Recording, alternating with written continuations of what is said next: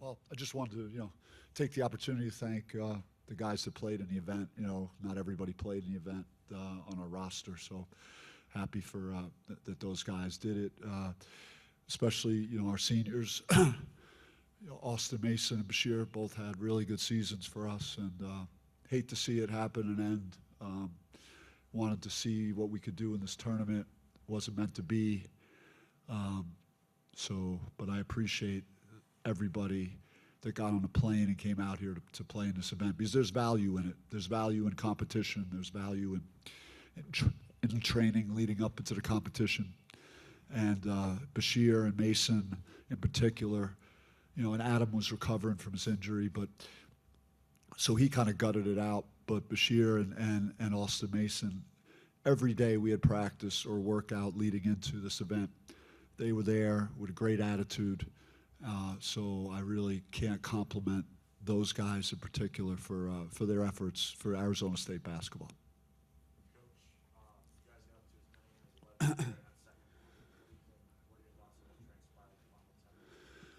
Well, overall, we had too many turnovers to begin with. That's uncharacteristic of the way we have been playing.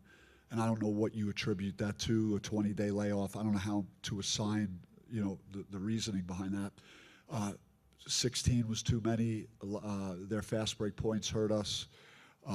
We gave up 50-something points in the second half. We gave up 30 in the first half. So I don't know if we wore down in the second half some, but they were driving us and scoring in the paint, and they were getting out in transition. So our defense faltered, in the second half. How much do you attribute that to not having the signs of Sean out there down the stretch when you got fouled? It hurt not having Sean, for sure, especially as thin as we are overall. And he gave us really good minutes in the first half. He's a presence out there, so that did impact the game for sure. Hey, Coach, Luke Lundler, Sun Devil source. Your three biggest scorers tonight are all guys that are not going to be here next year. So, kind of, what is it going to have to be like to replace those guys in your team? It's started the drawing board. That's where we're at again. It's a new season. This season is as important as the season. Putting together a roster again. I spent most of the day on the phone. I would almost never be on the phone on a game day.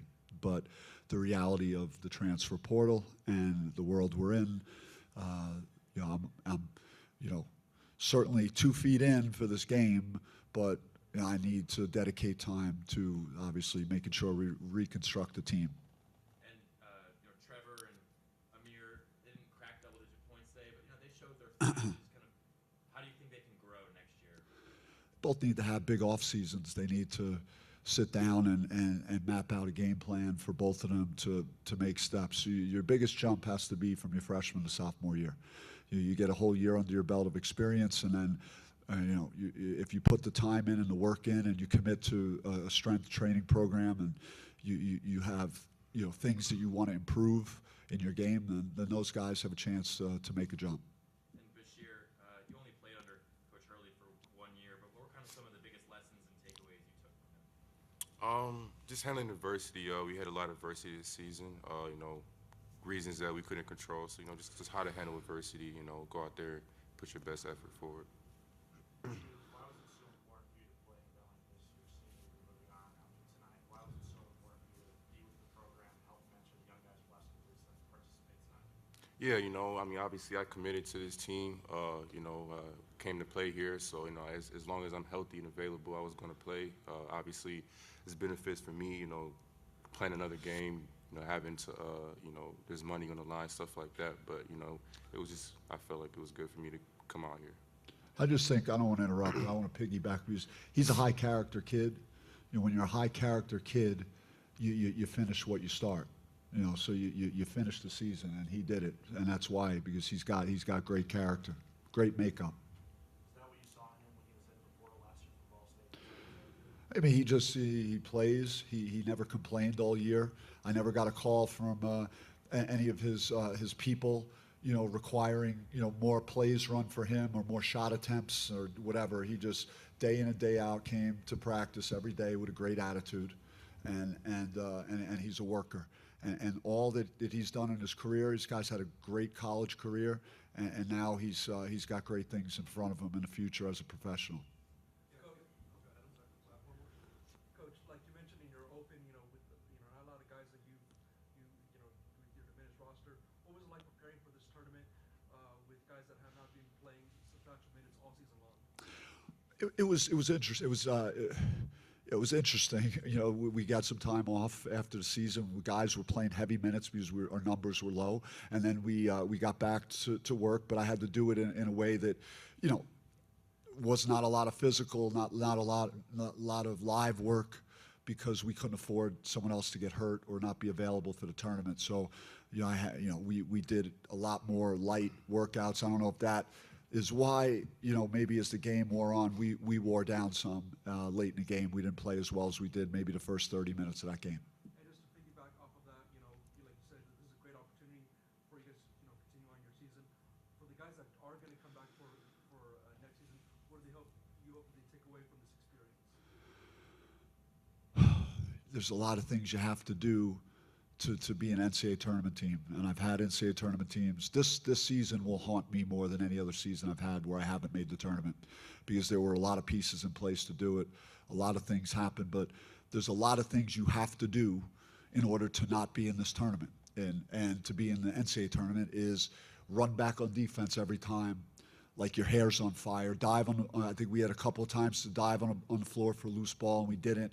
One time they hit a three in the right corner was a key play. Like, you got to avoid doing those things. You do those things, then you're not going to have a chance to play, in the NCAA tournament.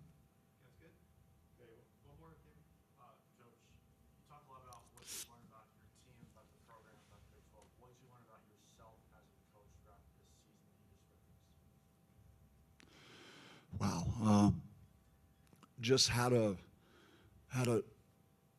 not feel sorry for yourself and wonder why things are happening that are happening, and just to put your head down and just keep going.